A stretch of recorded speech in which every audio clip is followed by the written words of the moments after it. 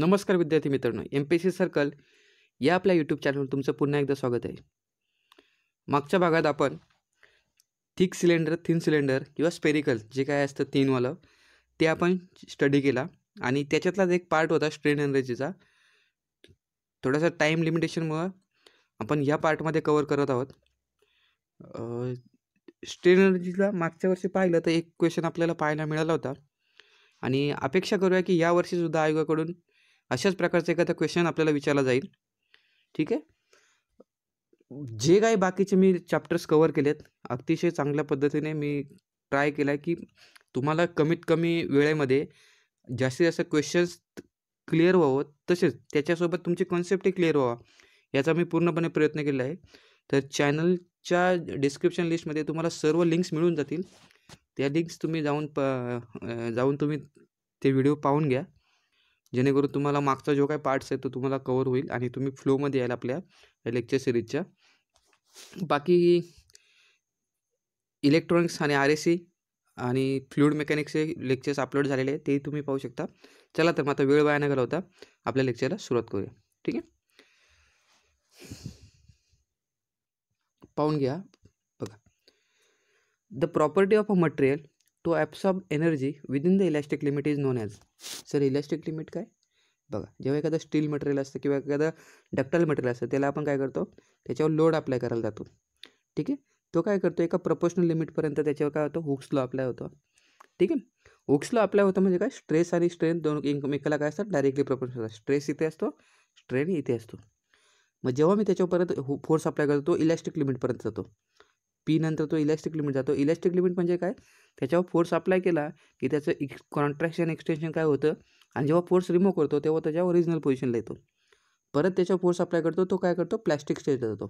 Plastic stage म्हणजे अशी stage का एकदा का त्याच्या शेपमध्ये चेंज झाला की परत फोर्स रिमूव्ह नंतर त्याच्या शेपमध्ये पूर्णपणे रिगेन होत नाही. तो त्याच्या ज्या काही पोझिशनला जातो किंवा ज्या काही शेपमध्ये जातो त्याच शेपला तो कंटिन्युअसली जातो. नंतर त्याच्यावर इल्डिंग स्टार्ट होते. ठीक आहे, इल्डिंग म्हणजे त्याची एक प्रकारची मटेरियलची एक प्रकारची काय म्हणतात त्याला, फोर्स किंवा स्ट्रेसेसची कॅपेबिलिटी क्रिएट होते त्याच्यामध्ये त्याला हे करण्याची फोर्सला. ठीक आहे, नंतर इल्ड पॉईंट नंतर त्याच्यामध्ये आपण पाहतो की अल्टिमेट पॉईंट येतो आणि नंतर अल्टिमेट पॉईंट नंतर त्याच्यामध्ये ब्रेकिंग व्हायला स्टार्ट होते. ठीक आहे, हा त्याचा मॅक्सिमम स्ट्रेस म्हणजे अल्टिमेट पॉईंट. त्यांनी काय सांगितलं आहे, the property of material to absorb the energy within electric limit. या इलॅस्टिक लिमिटच्या आतमध्ये जेवढी काही एनर्जी स्टोअर करतो मटेरियल तिला काय म्हणतो आपण, रेझिलियन्स म्हणतो. ठीक आहे, या प्रॉपर्टीला काय म्हणतो, रेझिलियन्स म्हणतो. आणि बिफोर फ्रॅक्चर जेवढी एनर्जी त्याच्यामध्ये स्टोअर होते किंवा ॲब्सॉर्ब होते, मटेरियलच्या आतमध्ये जेवढी एनर्जी ॲब्सॉर्ब होते त्याला काय म्हणतो आपण, टफनेस म्हणतो. काय म्हणतो, टफनेस. या दोन्ही गोष्टी आता लक्षात ठेवा, खूप सारे क्वेश्चन डायरेक्टली एक्झामला याच्यावर येत असतात. चला बघा, next question, the ratio of the largest load in the test to the original cross section area of the test piece is known as. Largest load, normally load आपण फोर्स आपण area म्हणजेच काय, force आपण area म्हणजे stress, पण त्यांनी काय म्हटलं, लार्जेस्ट लोड. आणि लार्जेस्ट लोड म्हणजे त्याच्यासाठी काय आपल्याला, हा बघा, एका पॉईंटला गेला की त्याला अल्टिमेट स्ट्रेस क्रिएट होतं. आणि अल्टिमेट स्ट्रेस म्हणजे कधी असतो, जेव्हा त्याच्यामध्ये लार्ज अमाऊंटचा फोर्स जनरेट होतो. मग लार्ज अमाऊंटचा फोर्स असेल तर स्ट्रेस पण तुमचा जास्तीचा अमाऊंटचा असेल, कारण डायरेक्टली प्रोपोर्शनल आहे. ठीक आहे, आणि क्रॉस सेक्शन त्याने कॉन्स्टंट ठेवला, ओरिजिनल ठेवला आहे. मग त्याला काय म्हणतो, option C is correct. Ultimate stress म्हणतो त्याला, अल्टिमेट स्ट्रेस म्हणतो, EA. ठीक आहे, नेक्स्ट पॉईंट. हां, त्याने जरा आम्ही हे केले, आपण एक्सप्लेन करूया. रेझिलियन्स म्हणजे काय, capacity of material to absorb and release the strain energy within elastic limit.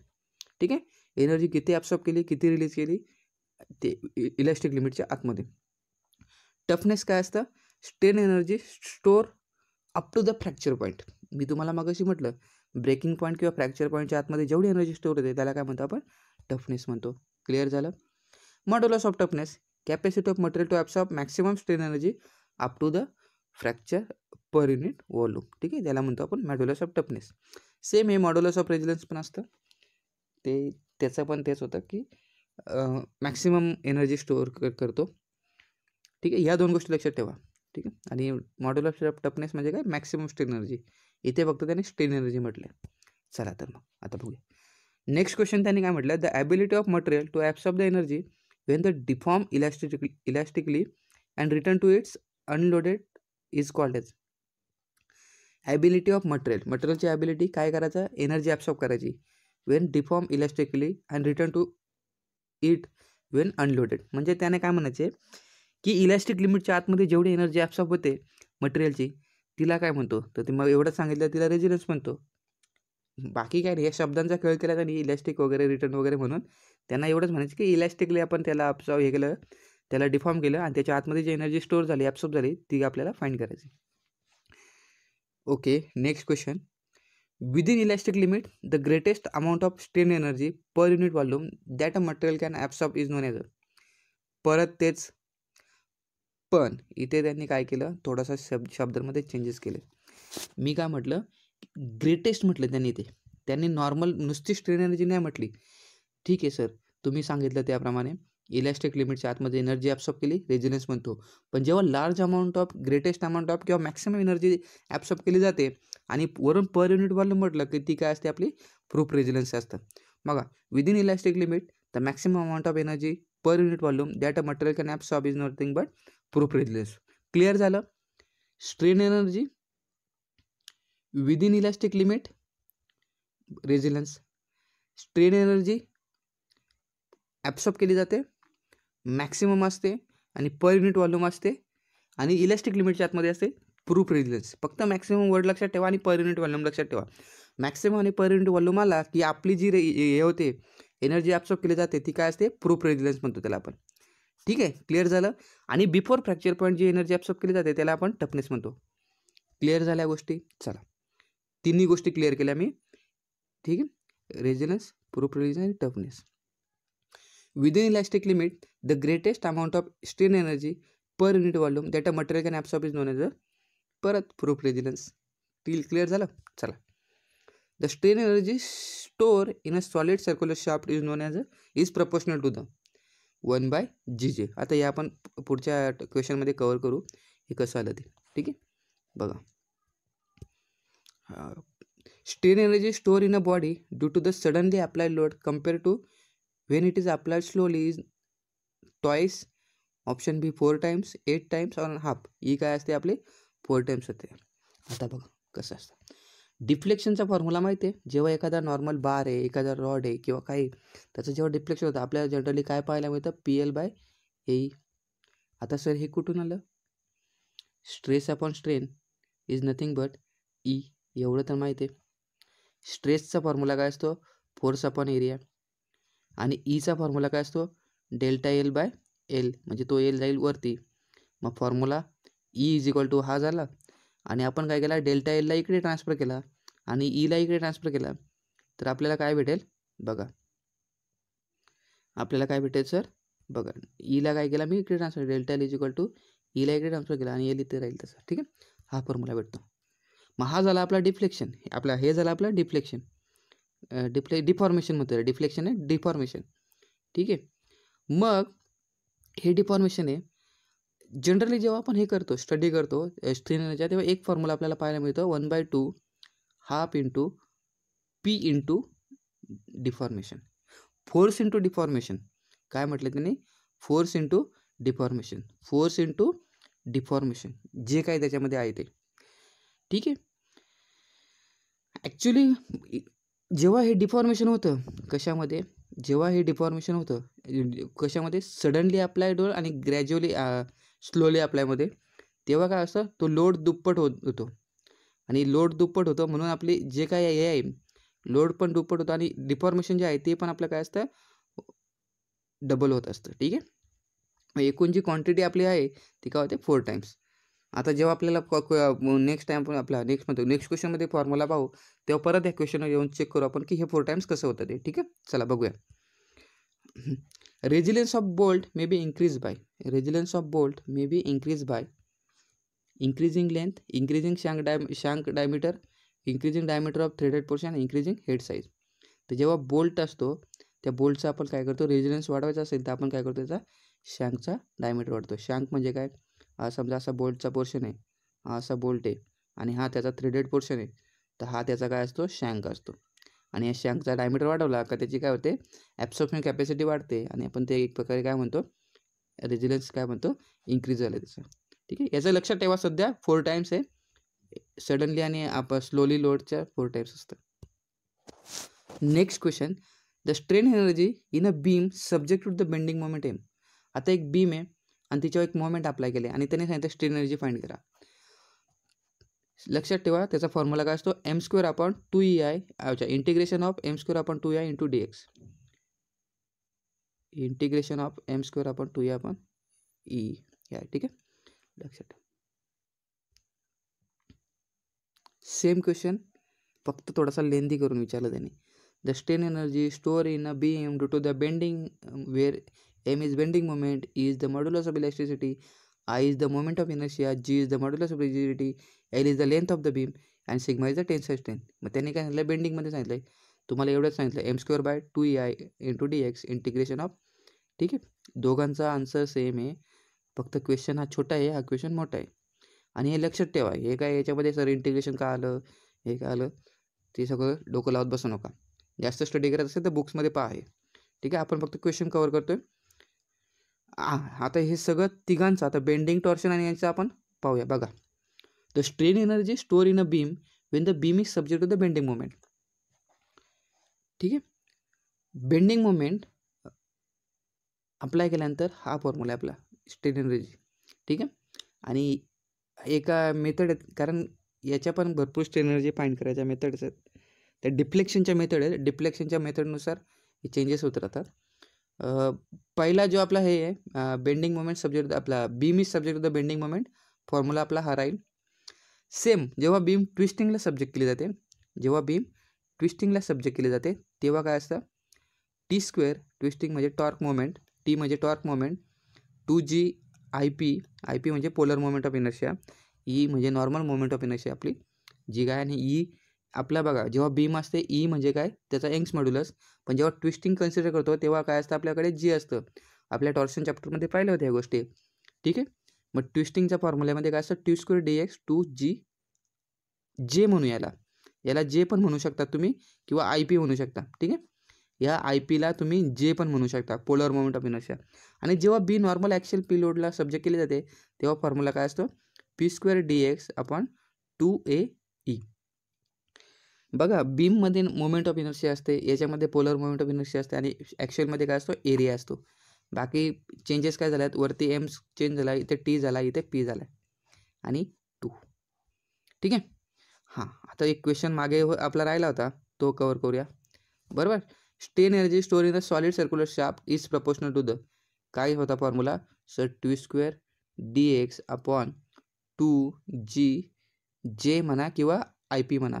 ठीक आहे, मग कशाला प्रपोर्शनल असते, स्ट्रेन एनर्जी टॉर्शनमध्ये ही याला प्रपोर्शनल असते, आहे ना. फॉर्म्युल्यामध्ये एवढंच, फॉर्म्युला म्हणतोय, आन्सरमध्ये हेच होतं ना, 1/GJ, ते असं आलं. ठीक आहे, हे 1/GJ कुठून आलं, ते इकडनं आलं, ह्या इकडनं आलं, 1/GJ म्हणतं त्याला. ठीक आहे, चला नेक्स्ट क्वेश्चन. हा ब्लँक स्पेस आहे. PL³ 3EI is the deflection under the load P in a cantilever beam of a cantilever beam.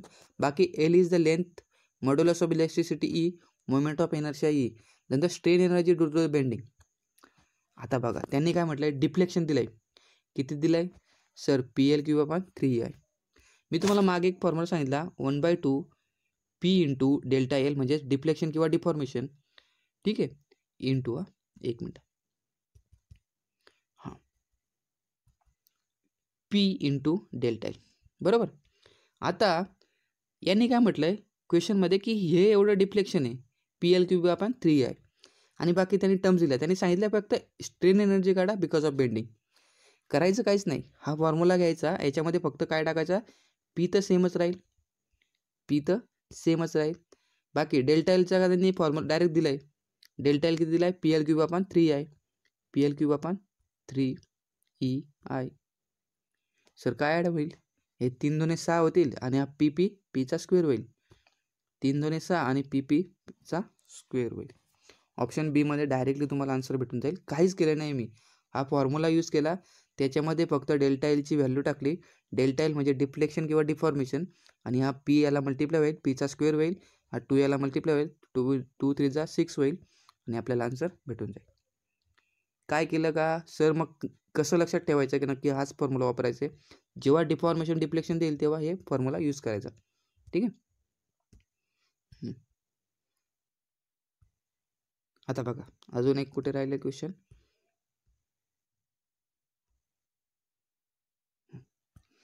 कधी कधी एक्झाममध्ये एक अशा पद्धतीचा क्वेश्चन आपल्याला पाहायला मिळतो, हे लक्षात ठेवा, हे लिहून ठेवा.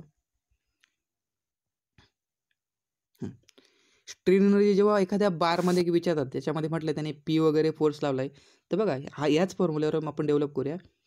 पी आपल्याकडे आहे 1/2 पी इंटू आपला डिफ्लेक्शन कसं असतं रॉडमध्ये. सर रॉडमध्ये डिफ्लेक्शनचा तुम्ही मागाशी एक फॉर्म्युला सांगितला, पी एल अपॉन ए, हा फॉर्म्युला होता आपला डिफ्लेक्शनचा. समजलं का? ओके. बघा आता मग हे झालं आपला फॉर्म्युला. ठीक आहे. आता बघा हे 1/2 राहू द्या असंच. पी बाय ए म्हणजेच काय सर असतो? सर पी बाय ए म्हणजेच काय असतो? सिग्मा असतो. ठीक आहे. पी बाय ए म्हणजे काय असतो? सिग्मा असतो. ठीक आहे.